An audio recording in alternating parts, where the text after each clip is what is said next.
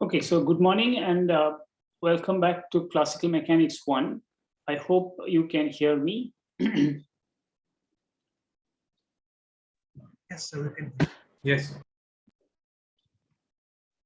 Okay. Excuse me, sir. Yes, please speak up. Yes. Sir, I had a doubt from the last class. May I know your name? So my name is Shubham Kumar. All right.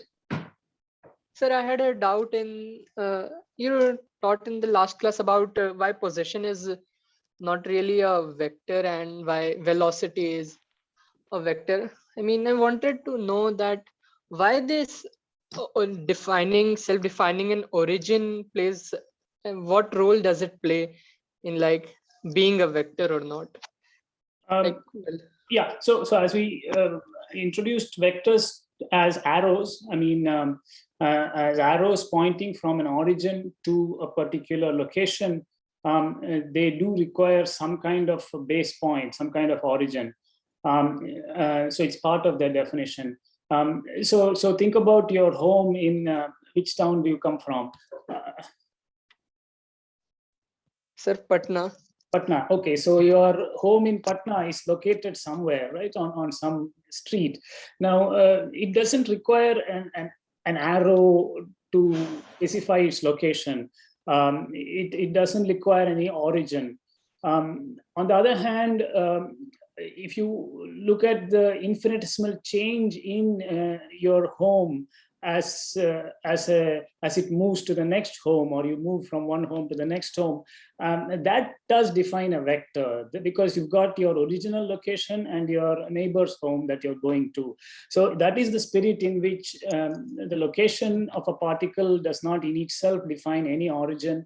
It's not a vector, whereas an infinitesimal change in its location, or your attempt to go from your home to your neighbor's home does involve a vectorial process. I mean, an initial and a final location. Does that clarify things a little bit? Yes, I mean, like, is this origin is needed like for defining a particular direction in that sense, but like if we assume a velocity, I mean, for a fixed frame, I mean, for this origin thing, we already have a coordinate frame uh, in which we are talking. So, okay, like, one second. I'd like to clarify that point. See, for our convenience, we are free to pick some kind of origin. Yeah. The question is, does that concept, does the physical concept require an origin, sort of self-define its own origin? As opposed to an origin that we choose. So, okay, your town, Patna, has some kind of Gandhi Maidan or something, or some special location which you may choose as the origin of your coordinate system, but that still is an arbitrary choice you have made. It is not something that your home intrinsically possesses. This is the distinction. The location, the instantaneous location of a particle does not in itself define any origin. yes, sir. I mean, like that. The thing which you said now, like, this self-defined. I mean, self-defined origin is there Yes, for yes. a displacement. Uh, Yes. that I was asking. I mean, why is it important? And like, it is for defining a direction. Yeah. Wait. No, I don't want to say that it is important, not in. Your home location is important to you no matter whether you go to your neighbor's house.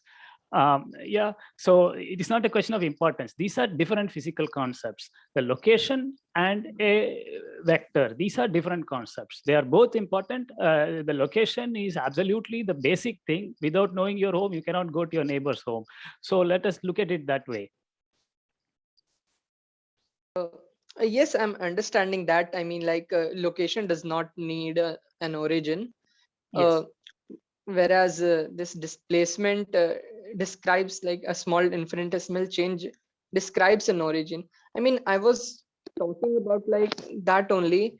I mean, why does even having an origin changes the fact that uh, in a coordinate frame that position is not really a vector, and whereas I mean, if for velocity we are defining an origin and a direction, like we could take a frame a moving frame in which the direction is like changed. So the direction. Okay. No, see, part of this is, see, we need to classify objects, and things that are physically similar we put in one box, and things which are dissimilar we put in different boxes for our convenience. That is all we are doing. You are free to define an origin like Gandhi Maidan and draw a vector from there to your house, and that does define a vector, and you can call that the position vector of your home. That is an excellent thing to do, and we will often do that.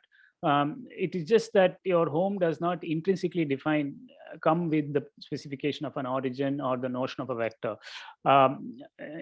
Yeah. So let me.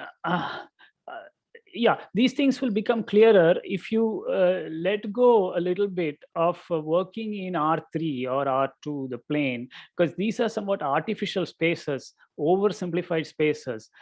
Yeah, suppose you have a particle moving on a circle. Now, the location on the circle is simply the location on the circle. It is not to be thought of as a vector from anywhere. The center of the circle is not part of the circle by any means. Yeah. On the other hand, a small movement of the particle from one point on the circle to the neighboring point does define a vector. So this is the essential difference. Let me perhaps, I mean, this is an important point, so maybe it is worth drawing a picture to further clarify. But please, some feedback from you on whether I am helping you or not. Yes, sir. I got some of your points. Okay. Okay, great. So here is a little picture I have. I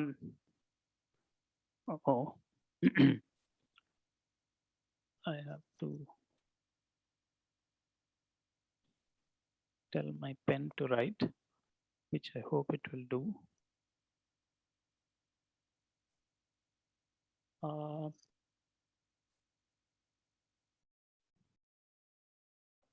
One second, I am. My pen was writing, but right now it is not writing.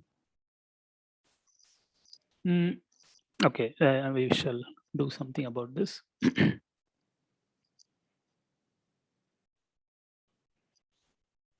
Okay, while I do try to fix that, the point is that if you are moving on a circle, the points on the circle are simply points on the circle. The center of the circle or any other point on the plane is not part of the circle.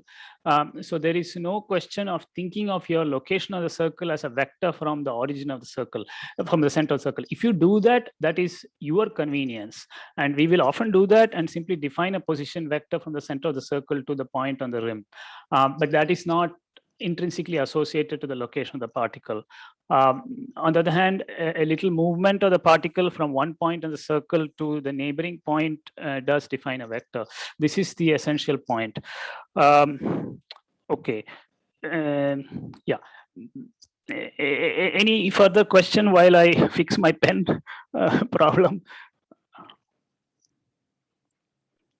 You can ask this question once again later as well. Yeah. Sir, you said any infinitesimal displacement is a vector. So my question is, why does it a vector?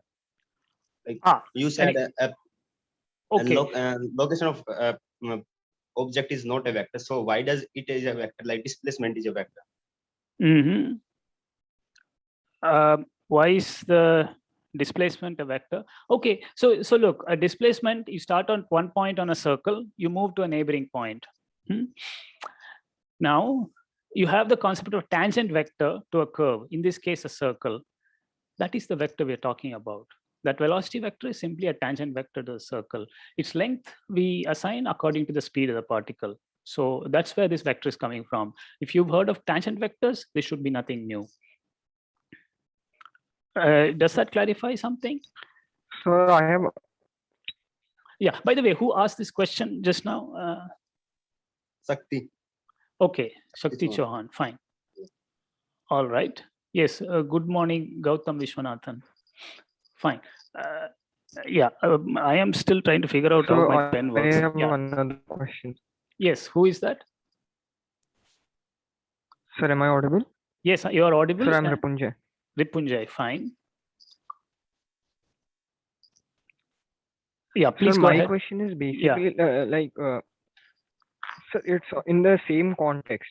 Sir, when we talk of a position vector from an origin, Mhm. it's more or less like it's basically from a point that we are talking of another point. It's a relationship between one point with the origin, right? Like that is the idea. Sorry, And just a because the second. origin is fixed, this relationship is like. No, could you please repeat your question? I did not catch the drift. Yes, sir. Yes, sir. Sir, what I was asking is, when we speak of position vector, all we are saying is relationship of a point with respect to the origin, right? The origin that we have chosen with our frame. Yes. Sir, so when a particle is moving, so basically when I am at a point A, let's say I'm at a particular point, and when I am in motion, so I go to another point. Yes. Basically some infinitesimal displacement happens. So isn't it Okay. like so basically displacement vector is relationship of the next point with my current location. So That's how is true. it not a moving frame? So isn't it like a moving frame with respect to which we are making measurements of the displacement vector? Yeah, you're correct. But see, look, we are looking at one instant of time. Yeah, before we go to moving frames and so on, we are looking at one instant of time. So we start at a particular location, and we let us try to do this again. We start at a particular instant of time. Here is my trajectory. My particle is over here. Particle begins here. It moves to a neighboring location here. Now, the displacement defines a little arrow, a little vector. Now, Yes, sir. So basic. And we are not changing the initial instant of time just yet. That is remaining fixed. Okay. So that Yes, sir. fixes So your origin, my your current location. question, If you go to a new location after some time and make a small displacement from there, then the origin would have changed to that current location. So in that sense, you have to move the origin with the particle. So the velocity vector has an origin, self-defined origin that moves with the particle. To that extent, you are correct. Yes, sir. But the reason why I was asking this is because so isn't this is also like the position vector, right? It's just that it is just that position vector. It is a position vector from a moving origin. So like if position vector is not a full-fledged vector, so how can this be a full-fledged vector? Oh, Because wait. No. Look, these are really different things.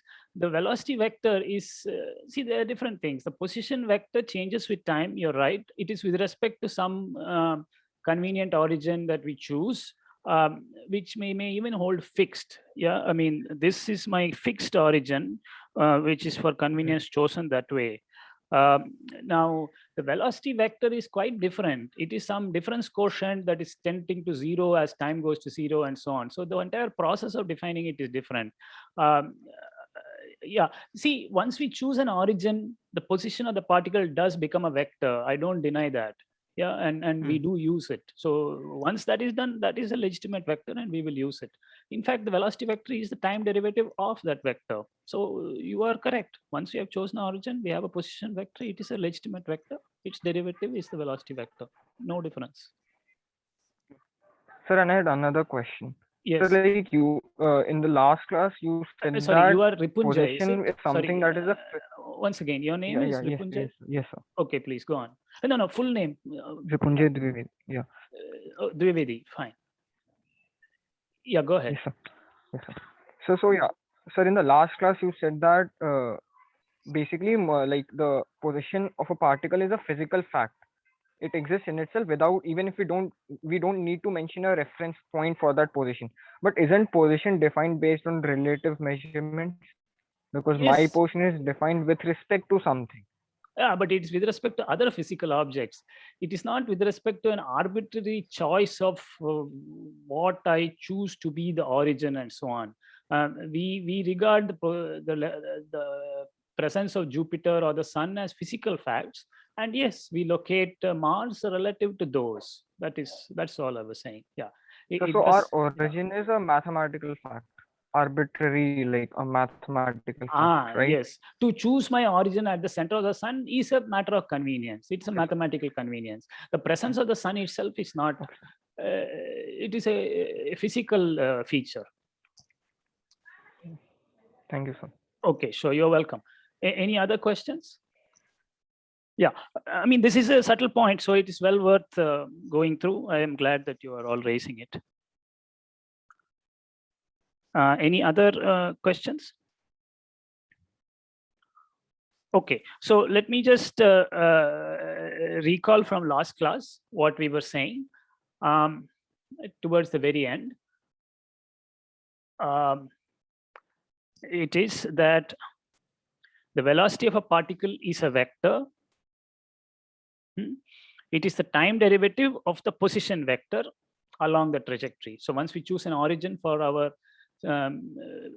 place, then the position vector is defined, and then v of t is simply dr dt. Okay, so we are free to work with that. Now this defines a vector that points from the instantaneous location of the particle in the direction of motion, as described in this figure. Moreover, geometrically, it is a tangent vector to the trajectory. Its magnitude is called the instantaneous speed of the particle. All right. Now, the origin from which the velocity vector points moves with the particle. This is what we were describing in this figure. Now, for many purposes, it is convenient to resolve the velocity vector along the Cartesian coordinate axis that we had conveniently chosen previously.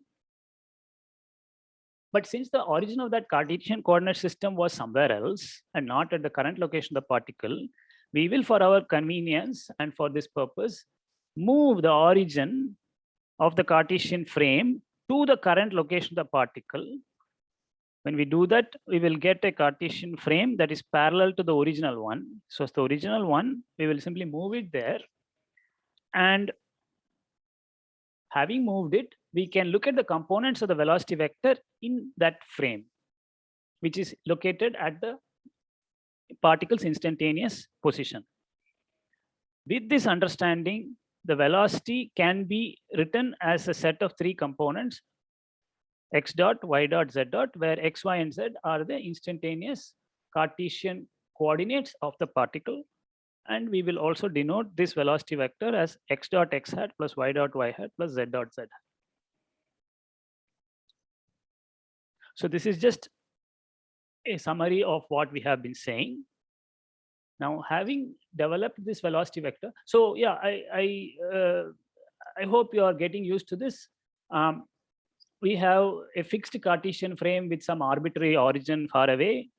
We also have a moving Cartesian frame, which is oriented in exactly the same way, but located or centered at the point we wish, namely the location of the particle at the instant considered. Right? So these two, we will switch back and forth between these.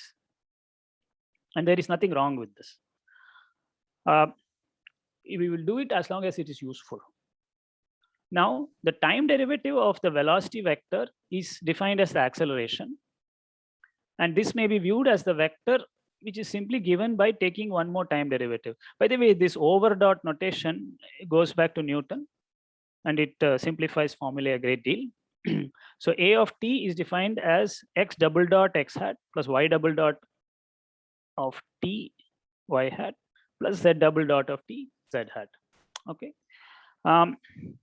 And as you are familiar, the acceleration vector is the limit of the difference quotient v of t plus delta t minus v of t divided by delta t as delta t goes to 0.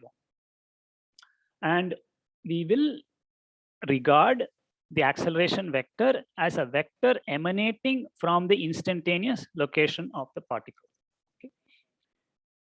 Because v itself was a vector emanating from the current location of the particle. So v itself is here. V of t plus delta t is over here.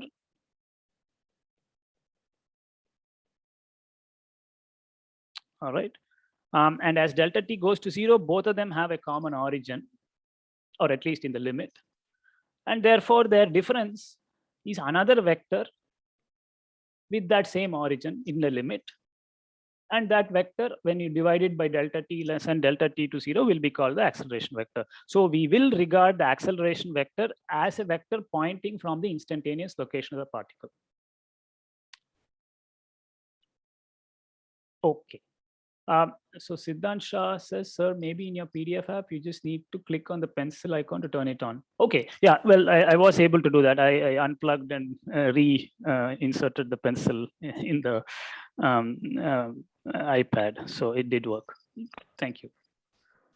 Okay, So so sorry yes, to interrupt please. again, but just the last time. Yeah, please go ahead. Sorry, sir, I'm Ripunja again. So like what I am understanding is, sir,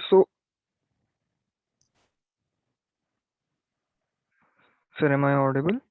Yes, you are audible. Please go ahead. Hello, sir, am I audible? Yes, I can hear you. Please go Yes, ahead, sir, so Ripunjay. basically, yes, sir. So the displacement vector is kind of a position vector, but this position vector has origin associated with the particle. Now the particle can be at any other point, like can be at any point in the space. So this displacement vector is free to be defined at every point, and that is what separates it from the position vector, which is defined from the origin, which cannot be at any other point because the origin is chosen to be fixed. So that is how this is a more like a free vector kind of thing. Okay, sure. Yeah, if you like, that is a reasonable way of thinking. The origin for the position vector does not keep on changing. You are right. That has been chosen as Gandhi Maidan. Yes, but the origin for the velocity vector keeps changing with the current location of the particle. So there is one distinction there. The origin for the acceleration vector also keeps changing with the current location of the particle. These are all correct statements. Okay, sir. Thank you, sir. You are welcome. Any other question about this matter? Okay, so let us proceed to an example of a kind of motion that is quite common, namely, or at least simple and helpful to think in terms of uniform circular motion. All right, so suppose a particle moves counterclockwise on the circle x squared plus y squared equal to L squared of radius L in the xy plane at a constant angular speed omega radians per second. So we want to model such a motion. See, we are not describing here how this motion came about or who, what is the force that is responsible for it and so on. We will discuss that later on. But we just want to study how we would just describe such a motion in the first place, if we were to observe such a thing happening. Now, assuming that the particle starts from the point L comma 0. So let me draw that circle. Here it is. The radius is L, and this is the point L comma 0. This point is the point 0 comma L, and so on. Yeah. Now, so assuming it starts at the point L comma 0, x comma y equal to L comma 0 at t equal to 0, its instantaneous location may be given by the Cartesian coordinates r of t equal to an ordered pair. And I'm sure you have seen this formula, or if you haven't, we will justify this formula in a moment. R of t, the x coordinate is given by L cosine omega t, and y coordinate is given by L sine omega t. All right. So at any instant of time, let us look at this picture. The particle is located at some point on the circle, a distance L from the origin, and the radius vector of the particle is defined with respect to the center of the circle. That vector is called boldface R, or R with an arrow, and it has the components x of t comma y of t. Now x and y are the x and y coordinates of this point. So this is x of t, and this is y of t. They of course change with time. And the position vector subtends an angle with the horizontal given by omega t. All right, so this is the setup. And using basic trigonometry, you notice that x of t is going to be given by L cosine omega t, and y of t is going to be given by L sine of omega t. Right. So using this, we put it together and get the position vector of the particle with respect to the center of the circle. Yeah, so this is the position vector with respect to center of circle. Yeah, so you notice I have to be precise. I have to say position vector with respect to center of the circle. You may have chosen some other origin, like the north pole of the circle or the eastern part of the circle and so on. On the other hand, when I say velocity vector of the particle, I don't need to say with respect to which origin and so on. That the particle itself was chosen for me. Okay, so there is the difference in the vocabulary. Yeah, so let me go to the previous page as requested by Satya Srivani. Yeah, what is it you would like to know? Okay, thank you, you say. Well, good. Sir, I just wanted to see the line again of like suppose a particle moves. I just wanted to go through the line once again. That's it. Oh, yes. Yes, no problem. Yeah. Yeah. So maybe I go a little bit fast. Please do slow me down. Yeah. Okay. I think I should scroll slowly as well. All right. So you notice the change in vocabulary. I say position vector with respect to some place. I just say velocity vector. I don't need to say with respect to what. It is self-defined. Okay. Now, well, a couple of lines of justification for this formula. In fact, I already did that.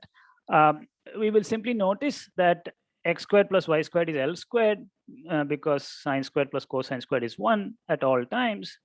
And furthermore, the motion is counterclockwise. That is quite important. Yeah, as t increases, from t equal to 0, you will notice the sine increases and becomes positive, whereas the cosine starts at 1 and decreases. Yeah, so that the x coordinate is going to decrease and the y coordinates are going to increase, and therefore the motion is counterclockwise. Yeah, please tell me how I can modify this formula to describe a particle that is moving clockwise. So minus omega t. Sure. Okay. So I will simply replace omega by minus omega in the formula. You're right. So that is Siddhant, is it? Yes, sir. Okay, Siddhant Shah. Fine. Yeah. Okay. All right. Any question at this stage? Now, let us compute the velocity vector for this particle that is executing uniform circular motion. As we have described previously in general, the velocity vector is given by the time derivative of the position vector. So you simply differentiate in time this formula, and you're going to get minus L omega sine omega t x hat plus L omega cosine omega t y hat. So this is the velocity vector. Yeah, so that is simple differentiation. We will examine this vector in more detail momentarily. Now, the speed of the particle denoted by a v without any boldface is defined as the magnitude of this vector, v vector. So it is given by the square root or the sum of the squares of the two components, x and y components.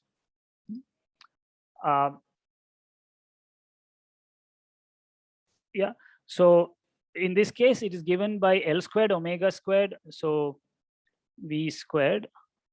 By v squared, I really mean v dot v.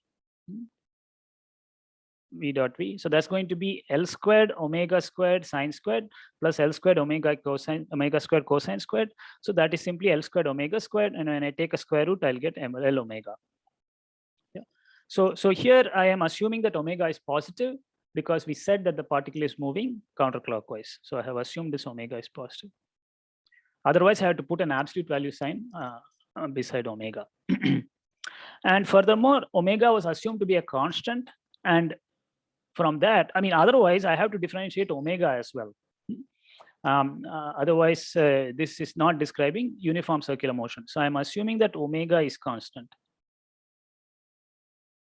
Yeah, and you immediately see how you can generalize this to non-constant circular motion. Well, you just have to allow omega itself to depend on time. And then the formula for velocity will change because there will be omega dot terms as well. Yeah, let us not do that for now.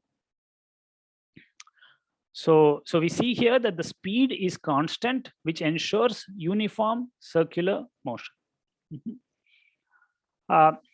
In fact, the particle goes around the circle once in a time given by, well, let us compute the time. The circumference of the circle is given by 2 pi L, and the speed of the particle is v. So the ratio 2 pi L upon v is the angular speed. Sorry, is the time taken.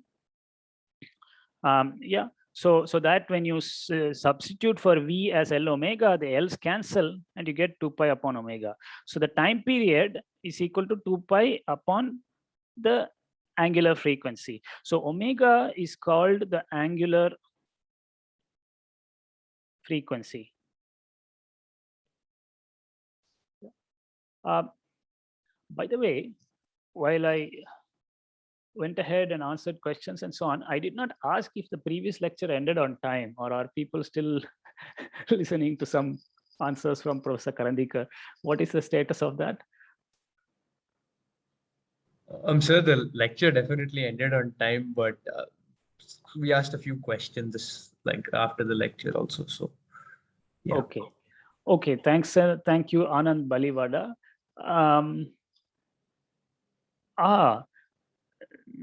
Anek to everyone, not a doubt. Also, Professor, we are still stuck in the 9:41 a.m. moment on 9 January.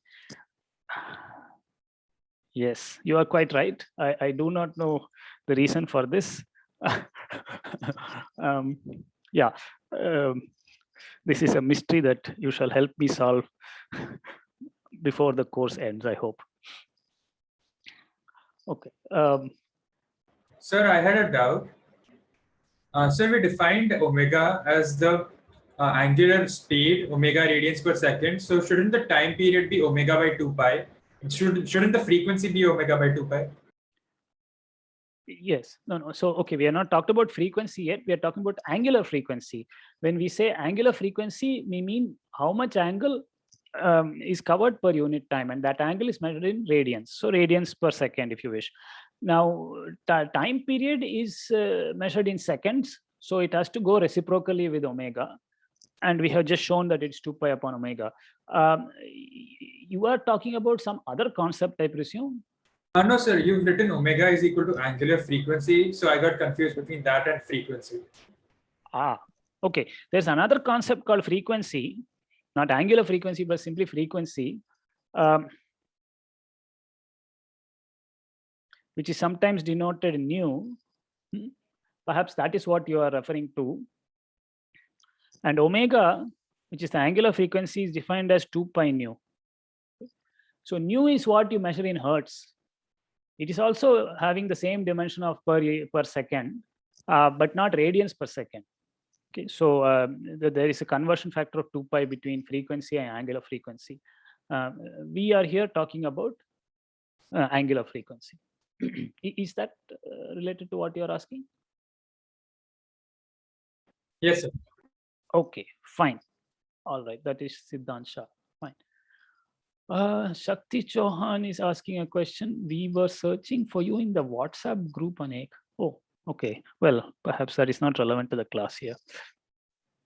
Okay, so now let me move forward. Now let us look at a couple of features of this formula we have derived for the velocity. In particular, which way does it point?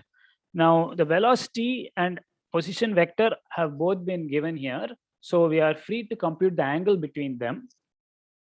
For instance, let us compute their dot product. If their dot product vanishes, we will conclude that they are orthogonal or perpendicular to each other. And that is indeed the case. If I compute the dot product, V dot R, the two terms cancel out. Basically get minus sine theta cosine theta plus cosine theta sine theta, where theta is omega t. Okay, so V dot R is simply 0. So I encourage you to check that. And that is also kind of geometrically clear, because the velocity vector in this case is tangent to the circle. And the radius vector is along the radius, and not surprisingly, they are orthogonal to each other. All right. So this is a special feature of rotation. We will say a lot more about that. Now, having obtained the velocity vector, we can go one step further and compute the acceleration vector A, which is v dot. Taking one more time derivative, I'm going to get one more factor of omega outside. One more factor of omega outside. So it becomes minus L omega squared cosine omega t x hat minus L omega squared sine omega t y hat. Okay, so I encourage you to check that when I differentiate this formula once more in time. And now comparing this with my original radius vector, which was given by cosine x hat plus sine y hat, we notice, sorry, L times that, sorry, L times cosine plus L times sine. We notice that the acceleration vector is proportional to the radius vector, is proportional to the position vector with a constant of proportionality minus omega squared. All right. So this is a nice observation. We see that the acceleration has a constant magnitude, namely omega squared.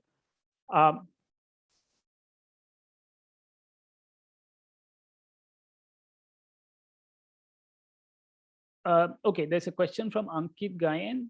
Sir, is omega the angular frequency the same as angular velocity? Yes. Yeah.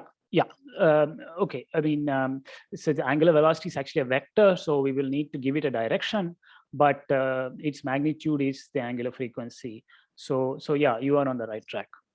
but to be a little precise, the angular velocity is a vector, so I need to give it a direction. Sure. Okay. So now we have observed that the acceleration vector has a constant magnitude, namely omega squared. Now, please tell me, what is the sir, sorry to interrupt, but wouldn't the magnitude be omega square L? You are quite right. I was just going to observe that this is wrong. Thank you for pointing that out.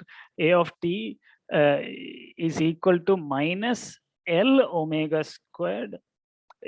Sorry, the magnitude of A of t is L omega squared. Yeah. You're quite right. And well, okay, so let's see why I went wrong, or how I could have checked this. What is the dimension? I've not spoken about dimensions, but I think you all know something about that. What is the dimension of the position vector, or just the x component thereof? What kind of dimension would you like to assign to it? Length. Good. Okay. Now, the velocity, we would like to assign a dimension of what? Length time inverse. Yeah, length per unit time. And taking one more time derivative, the dimension of acceleration should be length per unit time squared. All right, and no wonder. And by the way, what's the dimension of omega? Time to the Time power inverse. -2. Yeah, the inverse time, Sorry, because it was time, radians time. per second. Yeah, I mean, it was how much angle is it changes per unit time, how much the angle changes per unit time. Yeah, so indeed I was missing an L in the formula for the magnitude of A. Okay, thank you for correcting me. Okay, so now let us give a name to this acceleration. We have observed that the acceleration points opposite to the radius vector. In other words, the acceleration points radially inwards towards the center of the circle. All right, towards the center of the circle. Now, this latter feature justifies the name centripetal acceleration. So in Latin, centri is center and petal is towards. So this is towards the center, or towards, or seeking the center. Yeah, so that is the reason for this name, centripetal acceleration.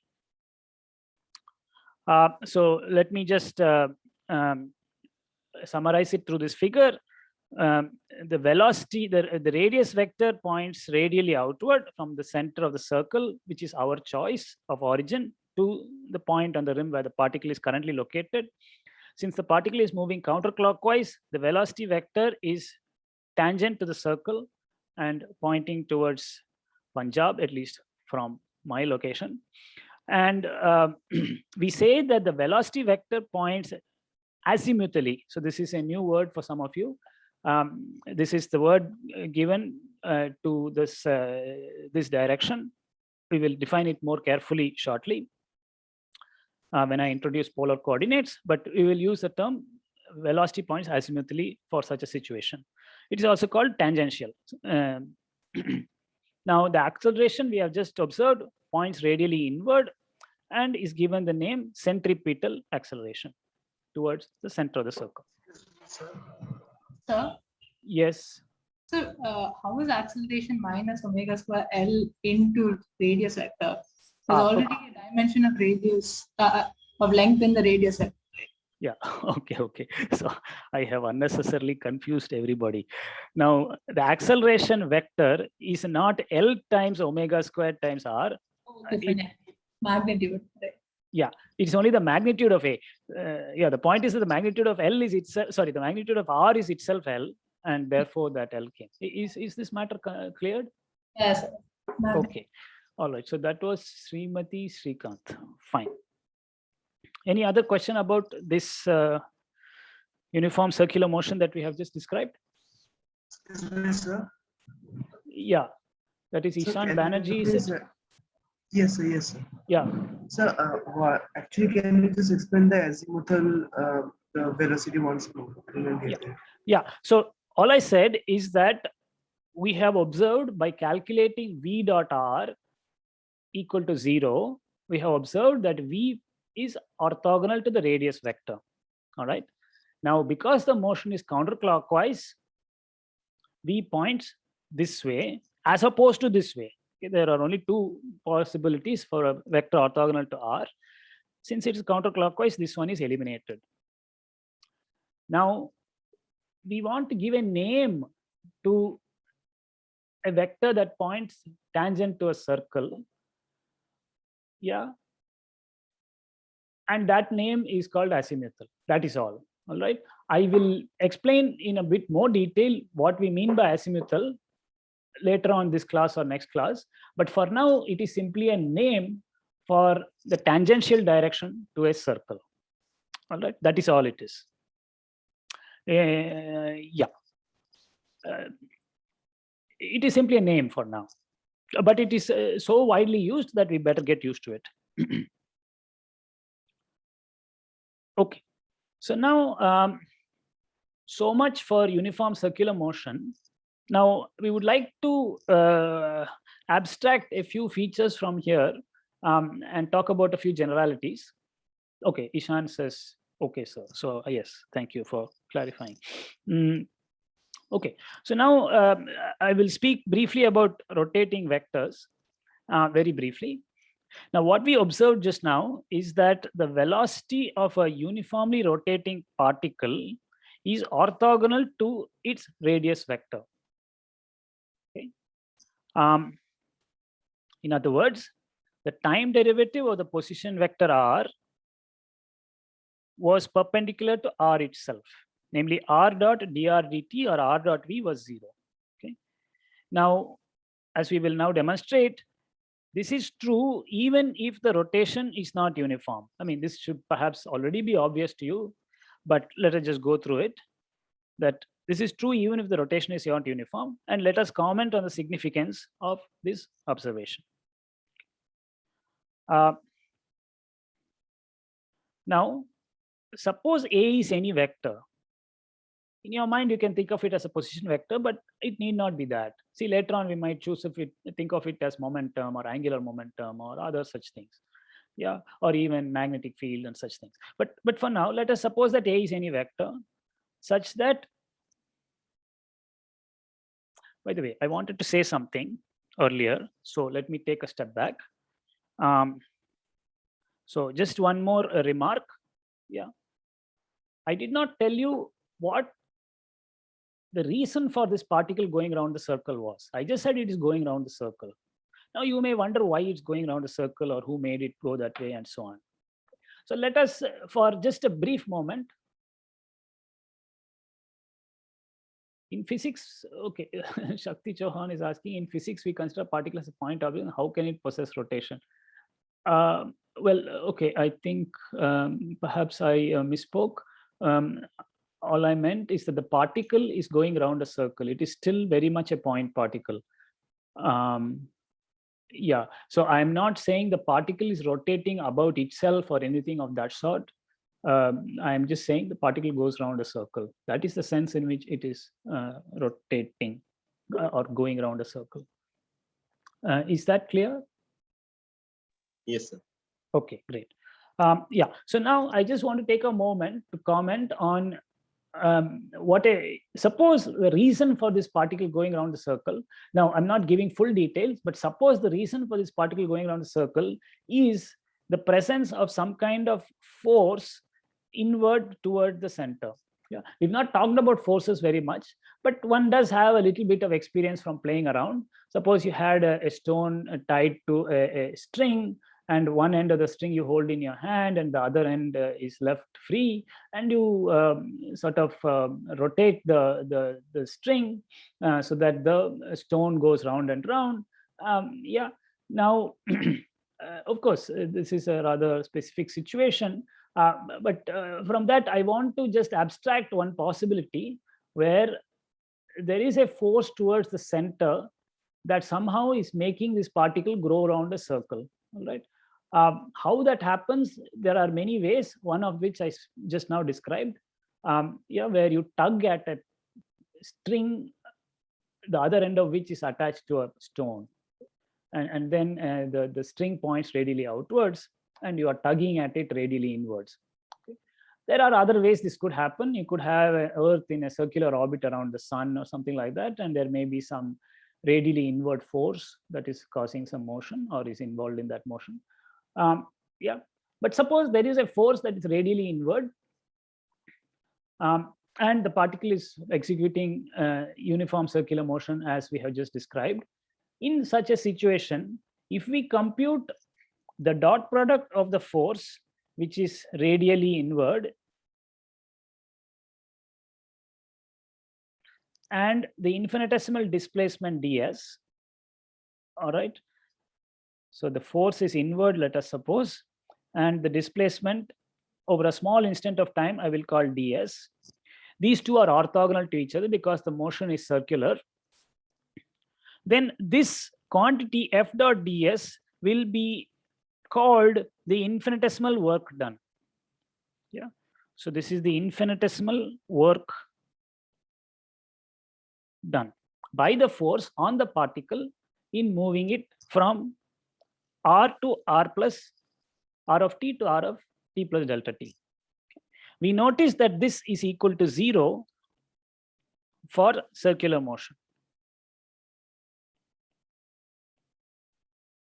All right. So this is just a simple observation here, that if we were to define the work as f dot ds, then for circular motion where the force is radially inward, the work done is 0. Okay. So we will just bear this observation in mind for future reference. Now, of course, it is not as though only radially inward forces are associated with circular motion. There are other ways to make things go around a circle, like you keep a ball on this rim, you stand behind the ball and keep on pushing it. You also go around, the ball also goes down. Yeah, so that is also an excellent way to produce some circular motion. Yeah, and in that case, the force is not orthogonal to the infinitesimal displacement. In fact, the force may be pointing in the direction of the displacement. You see, so depending on how the force is and what causes that force and motion, the work done is different. So if you are running behind the ball and pushing it, you will be doing some work. Okay, so this is just a brief observation that I want to keep in mind for later use.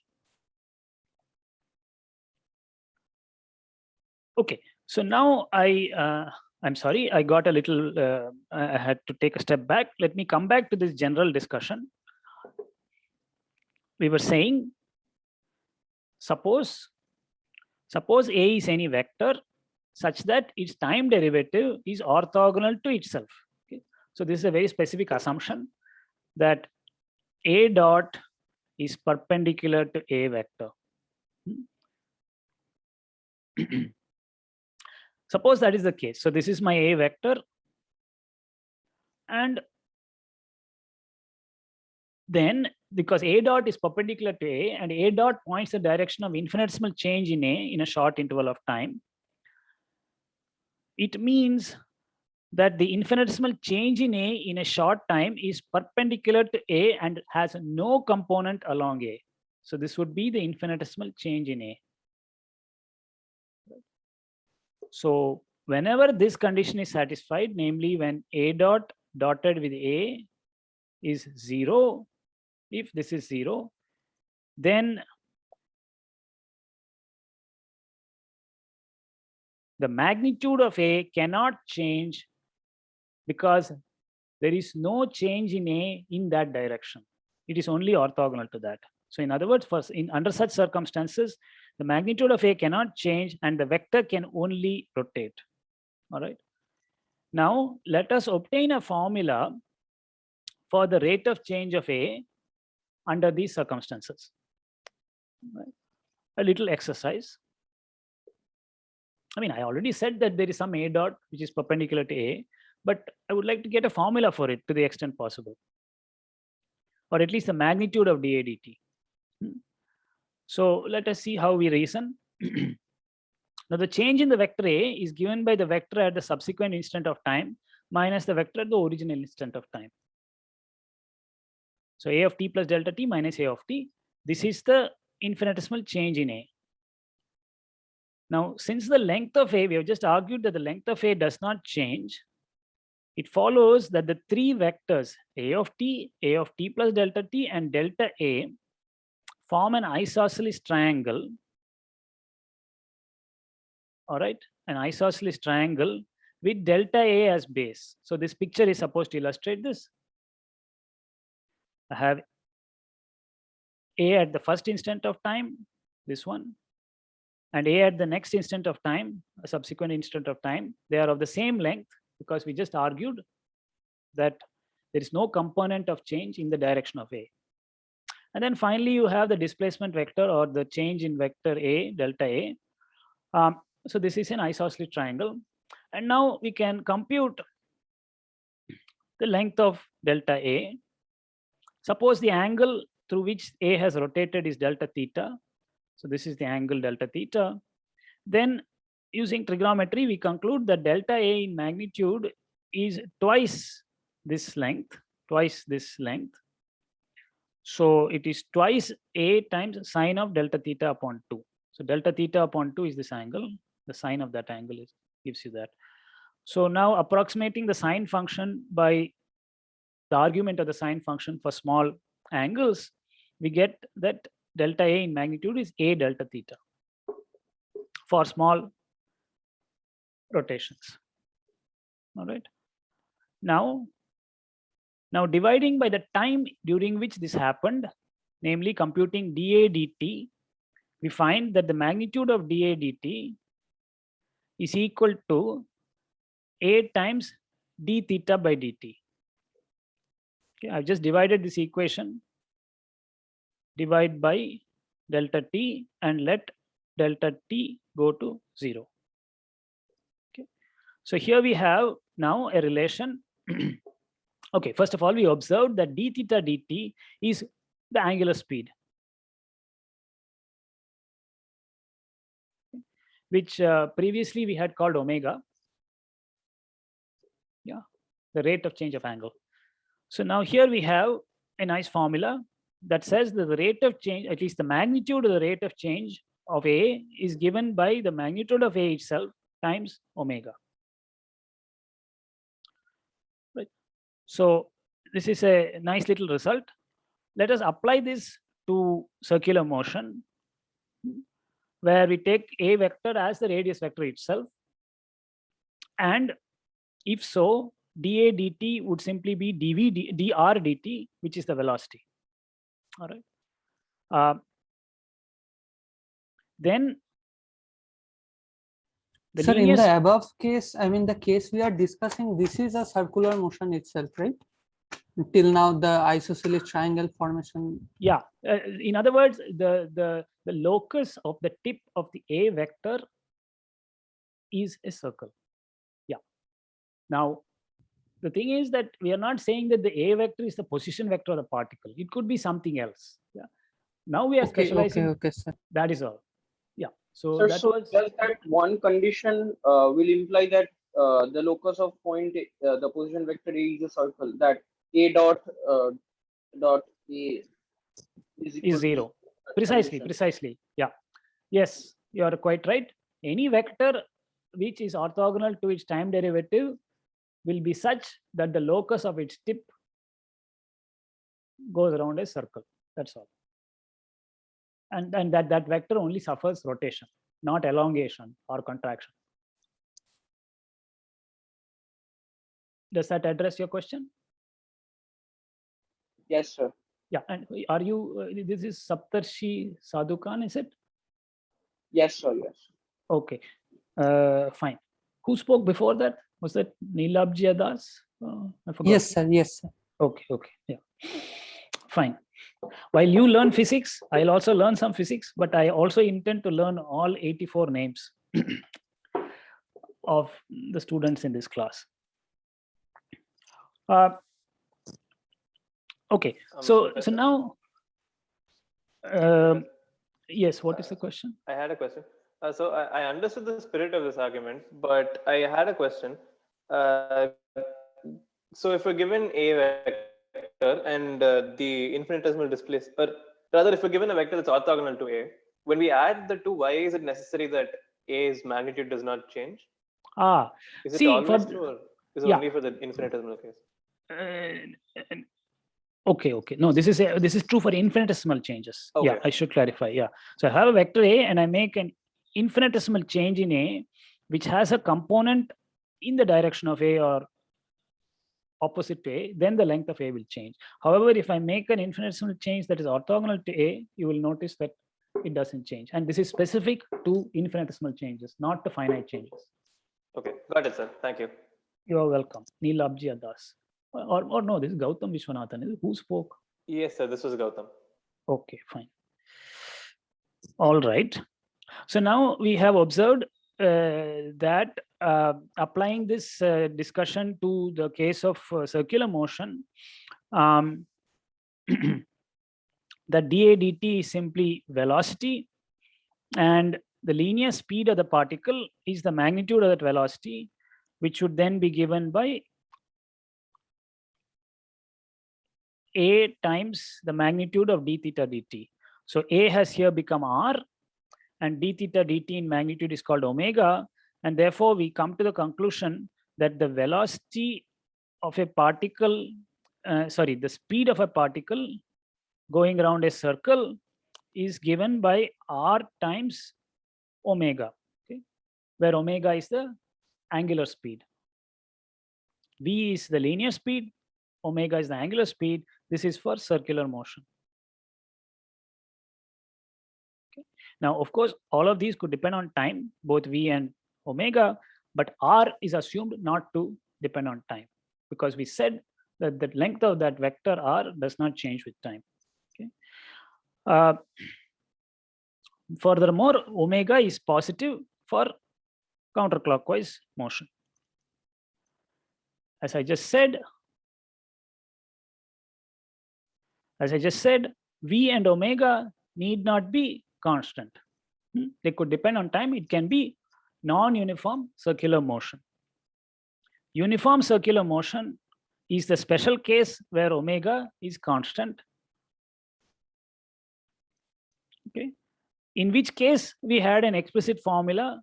I mean, this formula is true even if omega is not constant, but I just recall the formula which we had written previously, that R is equal to the magnitude of R, namely just ordinary R cosine omega t x hat plus sine omega t y hat, and V is as before.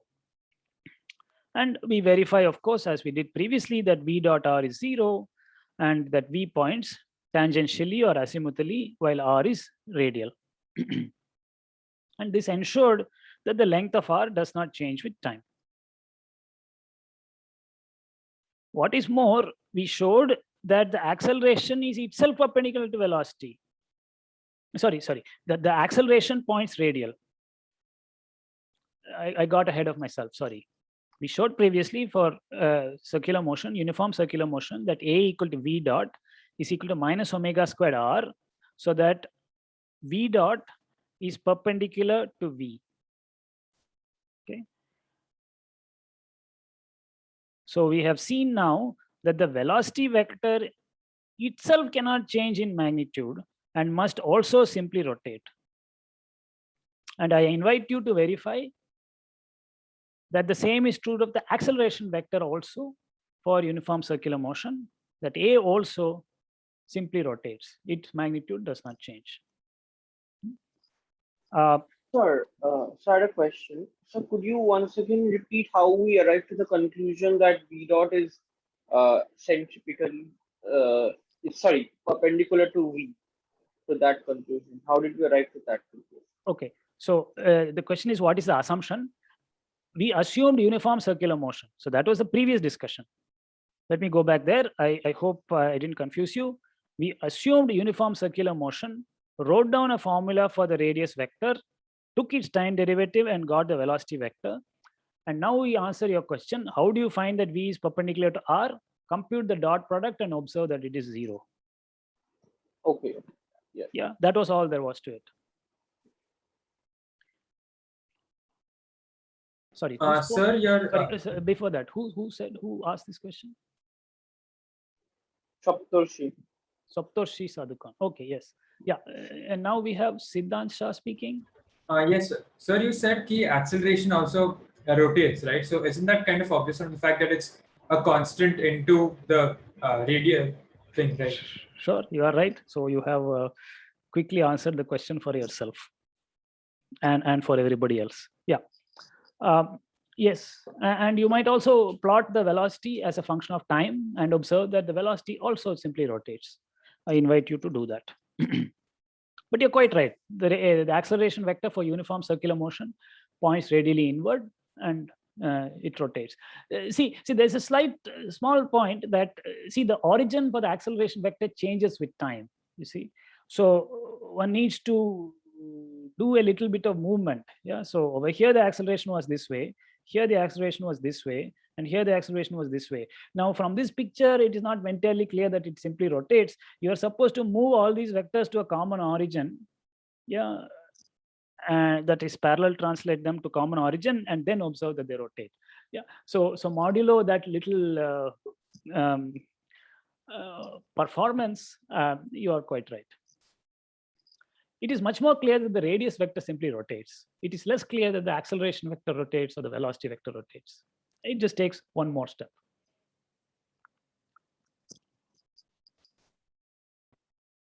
Okay, I hope that is adequate. Yes. Okay, great. That was Siddhant Shah. Yeah, I have a question from Apratim Ghosh. Not 84, more like 60. Okay, well, all right, you are making my job easier. I have to learn only 60 names, but I'm not very convinced about that. In case you are not aware, I take attendance in every lecture. And in my understanding, there are significantly more than 60 persons present.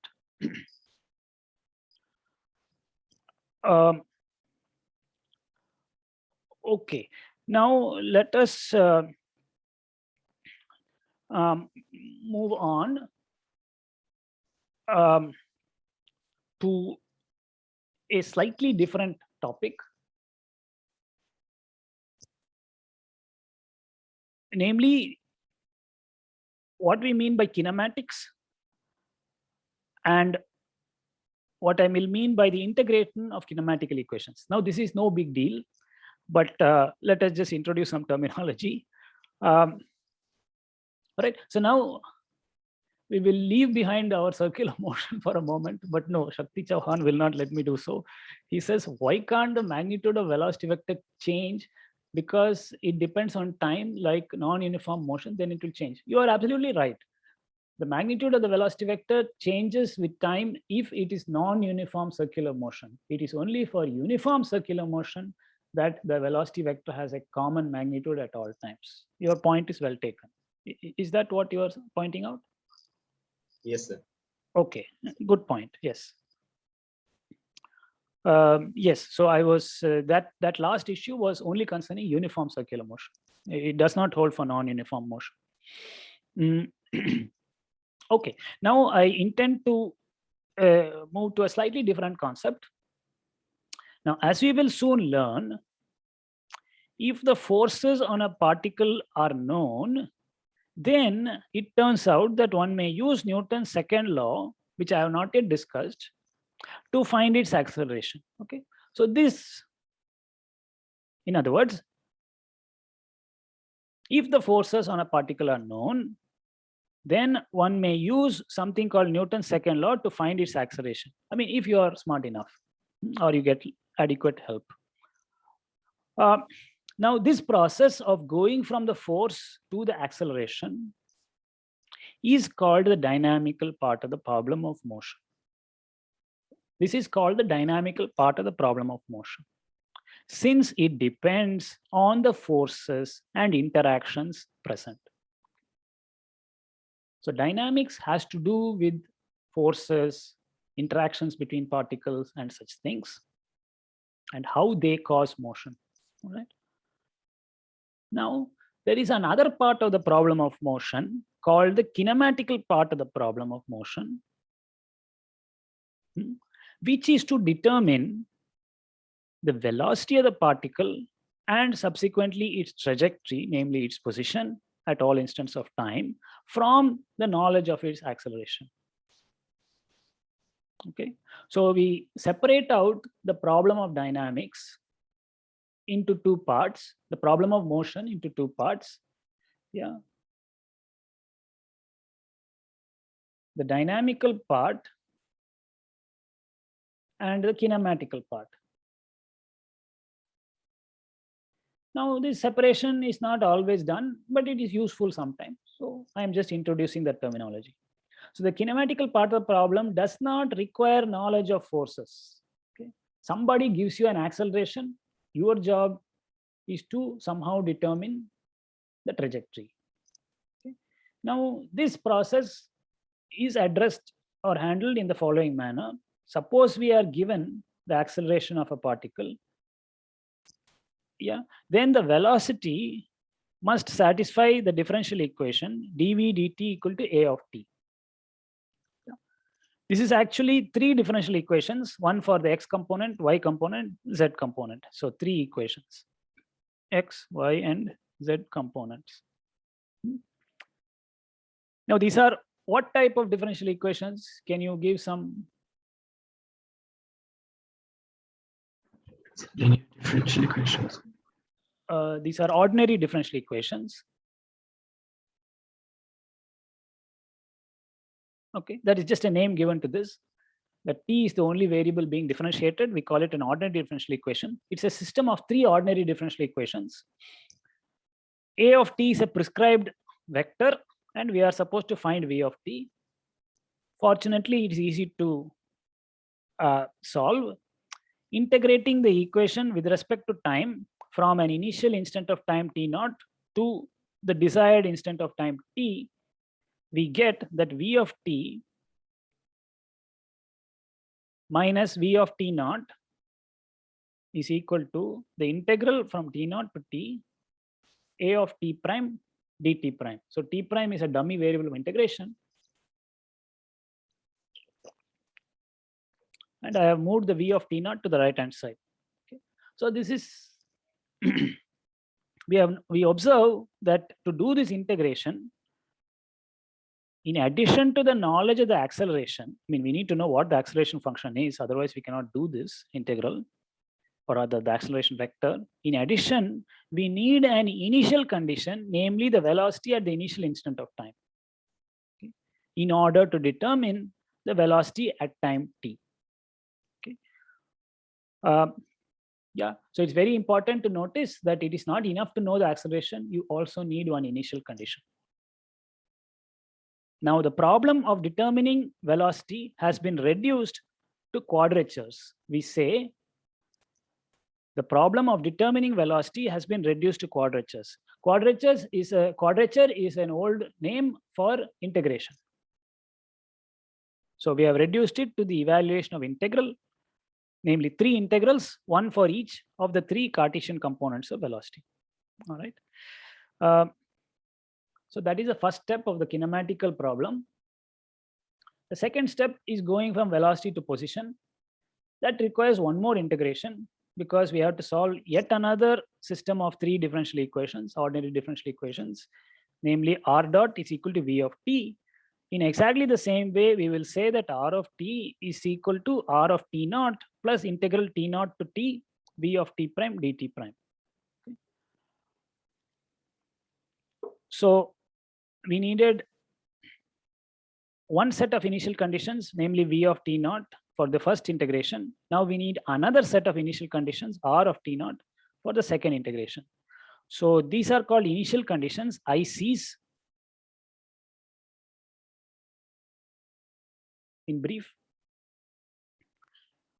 you see, evaluating these integrals for a specific acceleration function or vector may or may not be feasible analytically. Okay, that is a separate question. But at least we have set it up. Now, you might ask, is there one example where you can do this explicitly? And indeed there is.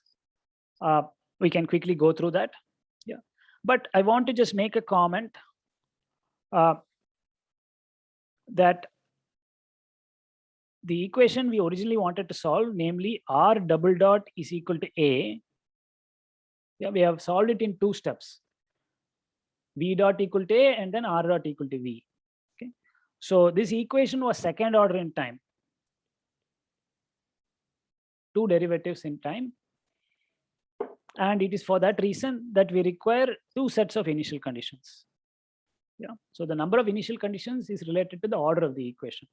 Of course, here we have a system of 3 equations, therefore you need 6 initial conditions, namely the 3 components of initial velocity and the 3 components of initial location.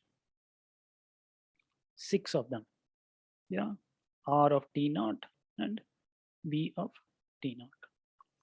Okay. Okay, so I hope this is clear to you. We have just introduced a new word called quadrature, which is the process of performing integrations. I would like to point out that solving differential equations is a difficult subject. It's a very difficult subject. Mechanics naturally leads you to such problems. And the sad thing is that the solution of differential equations cannot always be reduced to integration. Okay, there is more to the story. In this case, we were able to separate variables, so to speak. We were able to take the known things to one side, the unknown things on another side, and simply integrate both sides. This is a very fortunate circumstance. It is not always this way. Yeah. So the possibility of reducing differential equations to quadrature is the holy grail of subjects like mechanics. It is not always so easy to do. In this case, in this kinematical problem, it was possible. It is not possible in the dynamical problem in general, as we will describe. So that is somewhat of a general remark. You will understand what I mean as we go along, I hope. So in the remaining 1 minute, I will simply go through a simple example. A simple example is that of uniform acceleration. Namely, one where the acceleration vector is a constant vector. In this case, we can write down the velocity as a function of time explicitly. I can perform this integral because a is a constant vector. It comes out of the integral and you get only t minus t naught upon performing the integration. And so v of t is equal to v of t naught plus t minus t naught a. Now we simply integrate this once again to get r. It's the integral of this. So there's of course the constant of integration, which is r of t naught. Then integrating v of t naught, which is again a constant, we will get t minus t naught times v of t naught. Then t times a is a constant. So integrating t, you get t squared upon 2 evaluated at t naught and t. So that gives you this term. And finally, the minus t naught a gives you minus t naught a. right? So this is easy enough to do. And for the case of constant acceleration, we have solved the kinematical problem and got an explicit formula for the trajectory. Okay, so this is a formula for the trajectory given the acceleration, the initial location, and the initial velocity. Okay. So it is good to observe what data is needed to solve this kinematical problem. This is of course a familiar formula. It will look even more familiar to you if you take T0 to be 0. It is often possible to choose the origin of time, namely when my clock says 0 to be 0, T0 equal to 0, in which case several terms go away. Yeah, and you get R of t is simply R of T0 plus TV of T0 plus half T squared A. Okay. It is worth noting that this formula only applies to the case of constant acceleration. Otherwise, it is yeah. So yes. So anyway, so I hope this was fairly straightforward what we have done. But it is important to understand the terminology. What we mean by kinematics, namely the passage from a prescribed acceleration to determining the velocity and position, whereas dynamics is something quite different. It is determining the acceleration, in fact, determining the trajectory as a whole from the forces. All right. Yeah, so now I have a question here. Shubh to everyone says, sir, your clock always says 9:41 and it also says 9 January. Yes, this is very sad. I don't know how to fix this. Yeah, I will have to do something about it. You are quite right. But please don't mind it. We will fix this soon enough, hopefully. Any other questions? Yeah, Shakti Chauhan has raised his hand. Sorry, I don't know. it was one mistake. Yeah. Okay, fine. Yes, indeed, it was a joke. Yes, I did get the joke. Yeah. So yeah, but more seriously, we do have a choice of origin of time, and sadly, I have chosen it as 9:41 a.m. on 6th of January. I don't know which year. Maybe it's. I don't even know if it's this year.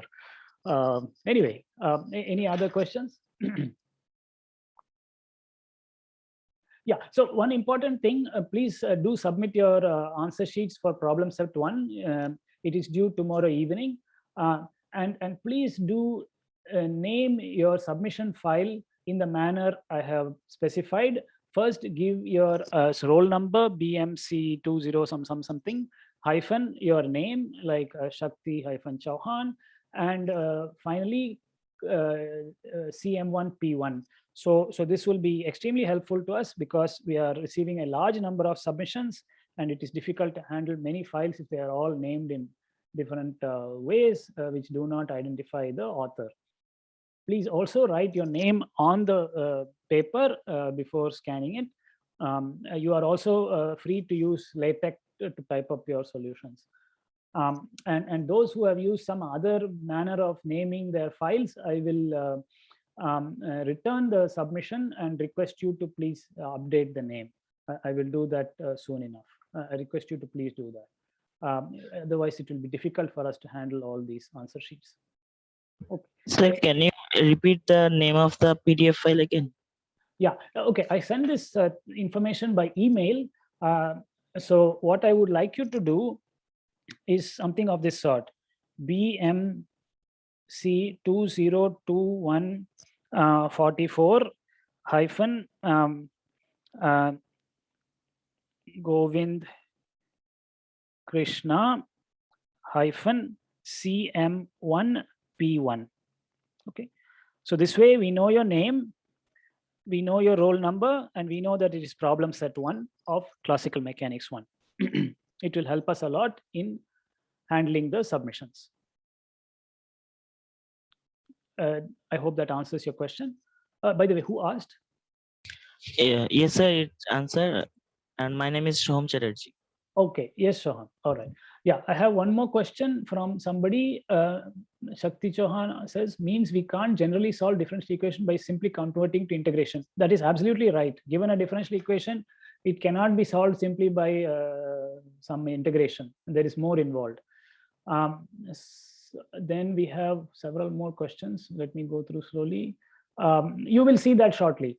Anand Balivada asks, I mean, we can't symbolically integrate most functions either way, either anyway, laughing out loud.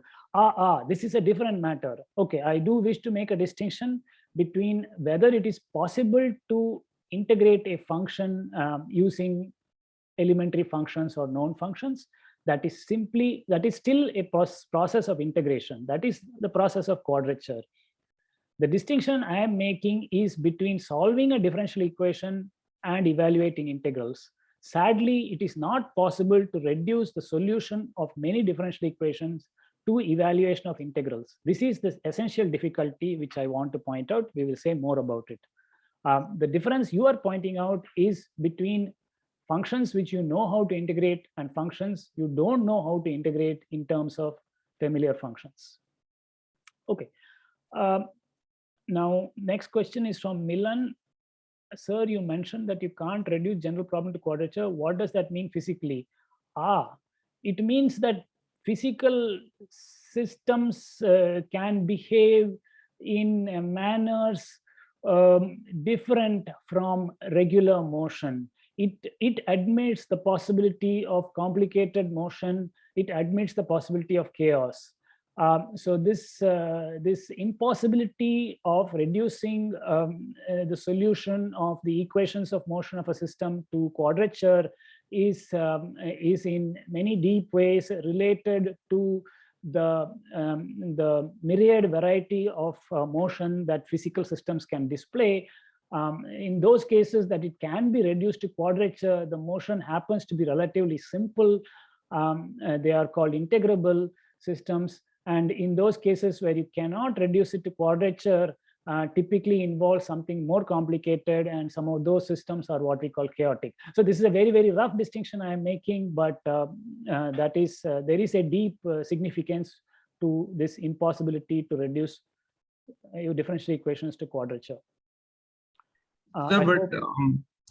Like, what's the significance, like, in the difference of reducing it to quadrature versus just having a numerical scheme that can approximate it? Because I've also heard about, like, there are, like, for example, like the n-body problem system, right? Like, you can technically write a numerical scheme which computes it with like a relatively small error, but it's still not considered integrable in the sense that, like, you just mentioned. You do raise a good point. Yes, it is possible through numerical schemes to integrate equations of motion.